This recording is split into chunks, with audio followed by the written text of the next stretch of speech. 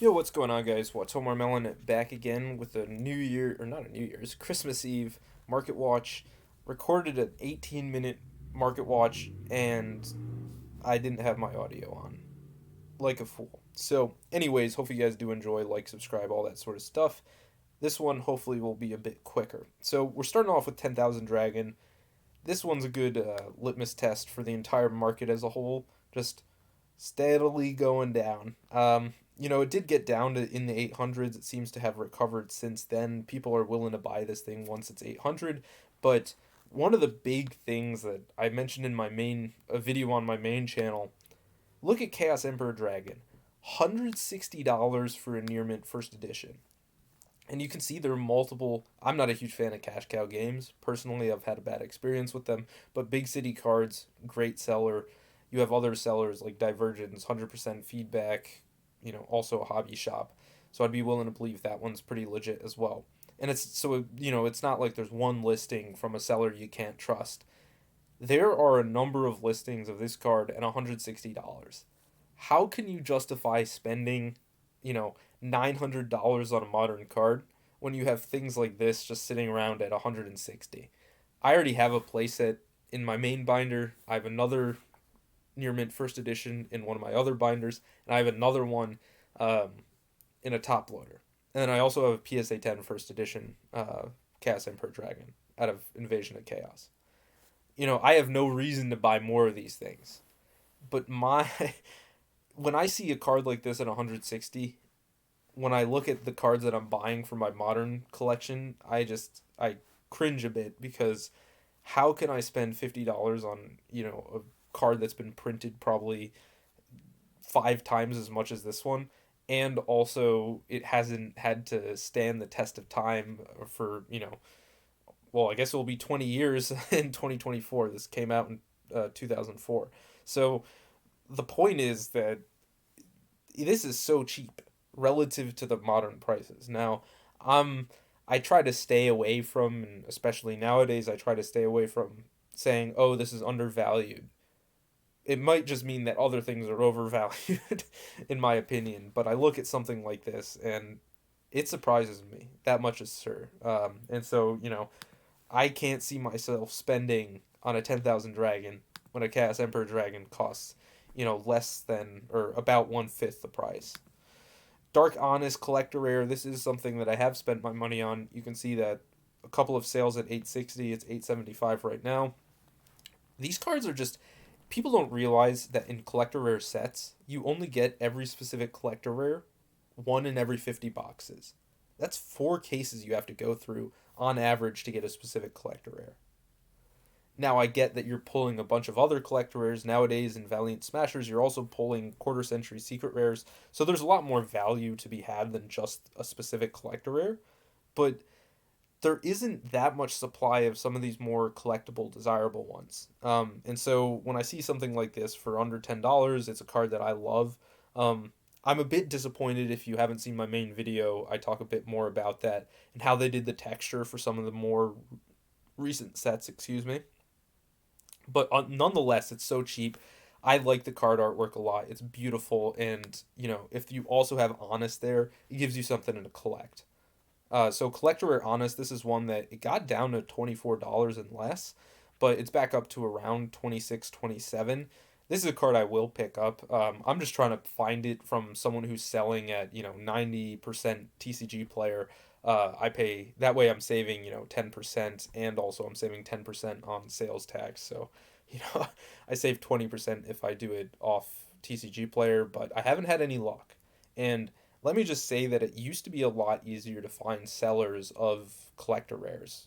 It used to be something where I could find it quite easily. Now it's becoming harder and harder. It just seems like people are not opening up these collector rare sets in the same way that they used to. People are opening up rarity collection. There's no shortage of supply for that. People are opening up Ghost from the Past 2. But some of these other sets, I think people are going to be surprised at how little is out there when all is said and done, because people are not buying this stuff out. It's just there are, 50 copies on TCG Player, and this is a large enough game that that's not a lot. Now, it's still pretty cheap because I don't think there are enough collectors to warrant this being, a $100 card. And when you look at something like Chaos Emperor being 160, I don't know how this ever would be $100 card, but and if you believe that that's not Chaos Emperor being undervalued, it's these modern cards being overvalued, then I guess it makes sense. But this is a cool card. I'm interested to see what the foil is like because I haven't seen any super high quality images showing off the texture on it, so it'll be a bit of surprise for me when I buy it. Caius, the Shadow Monarch, Edison format is on fire. You can see this card is shooting to the moon, basically. It's shot to the moon before and it's shooting again. Notice how there aren't many near mint listings here. Lightly played Euro, mod play from a pretty poor feedback seller, lightly played Euro, lightly played from a poor feedback seller, lightly played Euro, lightly played from a good feedback seller in English is $440. Let's click on near mint. Unverified 500, German 450, verified English is 1,000. Now I don't think anyone's gonna buy this for $1,000, but man, I remember when this card was 50 on TCG Player, and there were tons of them. Edison has done crazy things for this card. I'm glad that I picked up a playset when I did because I would never pick up a playset for the prices that are going right now. I'm not competing with these Edison players. It's crazy out there. Next up, we have Judgment Dragon. I don't know if there's been some development in Lightsworns in either Edison or they've received new support, but this card, as you can see, has started to skyrocket. A ton of sales over the past week. People seem to be going after this Judgment Dragon. You see lightly played, one unverified seller at 400. If we can get through all of these Korean copies and Japanese copies, 400 for near mint from a verified seller. I mean, this thing has gone crazy. A card that has not gone crazy is Trishula in Ultimate Rare. Now, this got a Starlight Rare, and so there are, various high rarity printings of this card, which never bodes well for a card that isn't super, super iconic. This also has like the DT Ultra, so there's a lot going on with Trishula.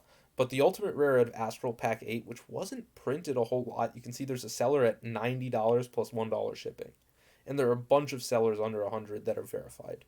I mean, this card is not doing too well, but it's a beautiful card. I have one of these things. Maybe I'll complete the playset. I was thinking about it. If prices continue to trend down, even at $90, I could see myself completing the playset. And you can see that recently there have been a couple sales, but I guess that guy is pretty motivated to sell. Pure Lily. This is one of these OTS Ultimate Rares. You can see that there's been this trend where the newer OTS Ultimate Rares have been dirt cheap. $13 plus $1 shipping, so $14. This is just a common trend. And a lot of the older ones, they're still more valuable than the newer OTS ones, but the older ones are still falling out. Fallen Valbaz, one of the newer ones, again, $13.50 for a copy in near mint condition. This is one that I like, and so maybe while it's out of meta, I'll pick some of these up. Ghost Reaper Winter Cherries. I am very surprised. During the pandemic, I never would have thought a card like this would be this cheap, but $12.50, and there are 9 copies at that price from just that seller. At OTS 20, this has a beautiful foiling. I get that this isn't really the most meta card, but if they just printed the Ghost Rare, or not the Ghost Rare, the Ghost Girls in one high rarity and it was consistent across all the Ghost Girls, I know Ghost Ogres in Ultimate Rare, just give Ash an Ultimate Rare printing in OTS, give the other ones OTS Ultimate Rares. I think if you had all of them, people would be willing to collect the entire set in the same rarity. Now it's sort of fragmented where you've got Ash in Quarter Century Secret, you have Ghost Reaper Winter Cherries and Ghost Ogre and Ultimate, etc., etc. They just need to be in the same rarity. Dogmatica Ecclesia, again, another one of these meta cards that was printed in a newer OTS pack. I mean, OTS 18 at this point is pretty old, but still newish. Losing my voice because I did, 20-minute video before this. $13.50, pretty cheap, pretty cool looking card. it's always interesting to pick up these ones that were meta at one point and now don't really get played. A lot of them have cool artworks. I'm not a huge fan of sort of these anime cards, which the last three have been. Some of them look cooler than others, like Fallen of Albaz. I think it has a cooler vibe than, Ghost Reaper and Winter Cherries.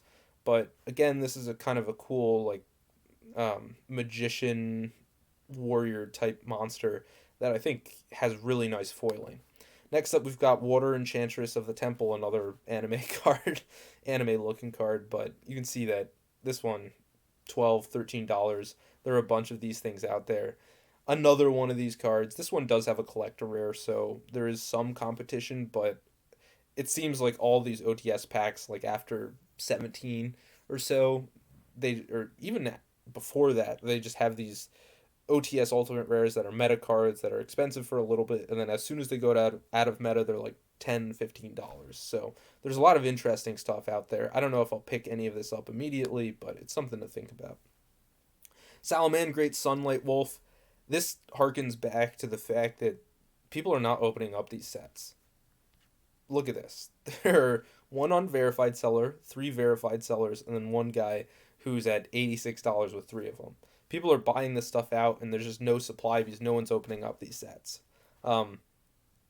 Cool card. I love the modern Ghost Rares, but it's kind of sad to see because if we look at the actual box price, I actually have one of these boxes. $30.50. I think I bought mine for under $30. Even with some cards going up, people are just not willing to open up these boxes anymore. And this basically everything besides Rarity Collection, Age of Overlord, people are just not opening it up, and so the singles inside are going up in price because there's just not enough supply. Cyber Dragon Ghost Rare, this is a set that was opened up. There's a million of these things out there. It's continued to go down. This is a card that I always thought eventually the supply will dry up. It looks like the supply is just not drying up because there are too many, and now it's gotten to the point where there's still sealed product. It's fun to open. It's cheap to open. It's out there, but there isn't enough demand for this because it's no longer, it's been out for a year and a half. It's going on 2 years once we hit April. It's no longer the hot new thing. And people have soured on Ghost Rares a bit because of the print quality. I still think they look quite good. We'll see how that evolves over time. If they don't do any more Ghosts from the Past, I predict that these Ghosts from the Past 2 cards are going to age nicely because people get tired of rarities. And I think that Ghost Rare, because it's not getting as much attention, there aren't a million of these things being printed, I think it might age well. Finally, we have Crystal Clearwing Synchro Dragon Ghost Rare. Another cool one. I bought a case of this set back in the day. Thought it was really cool. This specific Ghost Rare. I didn't actually pull this thing, unfortunately. But you can see it's $18. I like this artwork. I'm probably going to pick this up. It's just a cool looking card. I like it a lot. I'm a big fan of it. We'll see where it ends up. But again, you look at something like Chaos Emperor. How can you have expensive stuff when this is $160? We can actually look at some other stuff as well. You're getting some bonus content right now on the fly. If we go to Legend of Blue Eyes White Dragon, you can see that people are starting to realize something that myself and others have been doing for some time. Not by Near Mint First Edition, so let me remove those filters. You can see that Near Mint's $60 or so. Lightly Played's $45. Normally a vintage card wouldn't have these so close to each other, but people have realized that if you buy the mod play and light play copies, you're going to get a 2002, 2004 print somewhere in there with much higher certainty than these like newer 2017 reprints. So if you want the old vintage card, you can actually get it at a reasonable price. You're not going to get a mint condition copy, but it's not breaking the bank if you're willing to accept Lightly Played. And so a lot of these cards are actually pretty affordable if you just pick up the Lightly Played copies. Here you go, $19 mod play, $11 for a Dark Magician. If you can get an original 2002 print and it's one of the cleaner mod play light play copies, I think that's a steal. And people are doing it. So That's some vintage stuff. Are you really gonna buy some of these modern cards when you can get a lightly played Dark Magician for $20? And it's a 2002 print. Are you gonna pick this over? Which are you picking? Are you picking Crystal Clearwing Synchro Dragon Ghost Rare or sort of a 2002 print lightly played Dark Magician? It can be a hard choice for people. It's been your boy Watomarmelon. Click the eBay link, all that sort of stuff. Uh, I guess I'll see you guys. Peace out.